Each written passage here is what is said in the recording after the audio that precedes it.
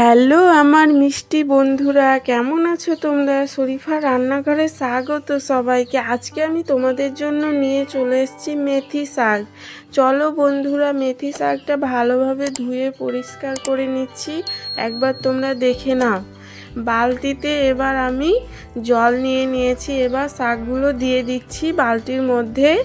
এই যে দেখো বন্ধুরা, এবার আমি এইটা ভালোভাবে নাড়াচাড়া করে নেব হাত দিয়ে, যাতে ধুয়ে পরিষ্কার করে নেব ভালোভাবে, ধুলোবালিগুলো যাতে না থাকে তার জন্য। বন্ধুরা, এই মেথি শাকটা ভীষণ উপকার শরীরের পক্ষে, স্বাস্থ্যের পক্ষে। একবার তোমরা বানিয়ে খেয়ে দেখো, এই মেথি শাকটা ভালো লাগবে সবার। এইরকমভাবে ভালোভাবে এটা আমি ধুয়ে নিচ্ছি, যাতে ধুলোবালিগুলো ভালোভাবে ধুয়ে পরিষ্কার হয়ে যায়। এবার জল ঝরিয়ে দিলাম ঝাঁকাতে, দিয়ে এটা কেটে নেব এইরকমভাবে ছোট ছোট টুকরো করে। একবার দেখে নাও বন্ধুরা, এইরকমভাবে ধরে নেবে দু হাতে, দিয়ে এইরকমভাবে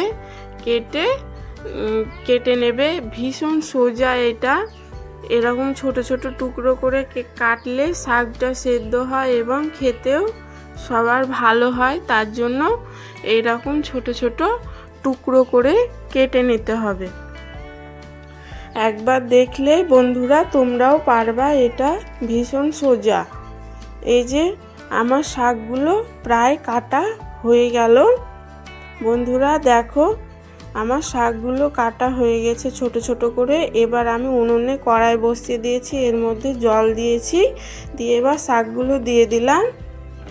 এই যে এরকমভাবে আমি সব শাকগুলোই দিয়ে দিলাম এর মধ্যে, দিয়ে এবার আমি এর মধ্যে পরিমাণ মতো লবণ দিয়ে দিলাম।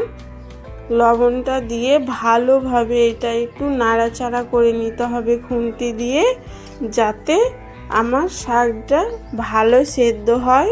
তার জন্য এইরকমভাবে খুন্তি দিয়ে নাড়াচাড়া করে ঢাকনা দিয়েছি, দিয়ে আমি একটু আবার নাড়াচাড়া করে নিলাম, যে এটা ভালোভাবে সেদ্ধ হয়। তার জন্য আবার আমি এটা কিছুক্ষণ একটু ঢাকনা দিয়ে 2 মিনিট মতো রেখে দেব।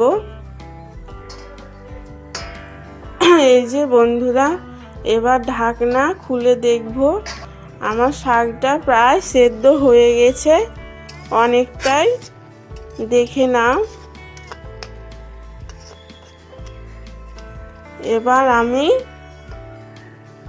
যাতে জলটা শুকিয়ে যায় তার জন্য আবার একটু ঢাকনা দিয়ে দিলাম, দিয়ে দেখো বন্ধুরা জলটা আমার শুকিয়ে গেছে।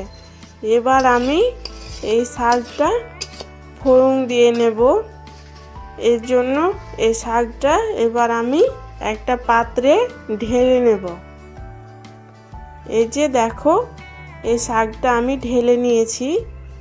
এবার আমি কড়াই বসিয়ে দিচ্ছি উনুনে, দিয়ে এর মধ্যে আমি সর্ষের তেল অ্যাড করলাম, দিয়ে কাঁচা লঙ্কা, রসুন, পেঁয়াজের ফোড়নটা দিয়ে দিলাম এর মধ্যে। বন্ধুরা, এটা সর্ষের তেলে ভীষণ ভালো লাগে খেতে। এই যে ভালোভাবে এবার নাড়াচাড়া করে নিতে হবে, যাতে এটা একটু লাল লাল করে ভাজা হয়। তার জন্য এটা হালকা আঁচে ভালোভাবে এটা নাড়াচাড়া করে নেব।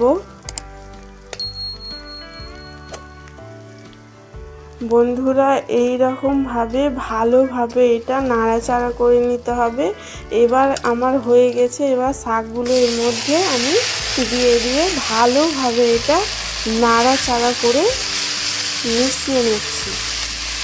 দেখো বন্ধুরা, কি সুন্দর হয়েছে আমার শাকটা, মেথি শাকটা। বন্ধুরা, এই মেথি শাকটা ভীষণ উপকারী শাক। বন্ধুরা, এই শাকটা তোমাদের ভালো লাগলে অবশ্যই আমাদের চ্যানেলটা সাবস্ক্রাইব করতে ভুলো না।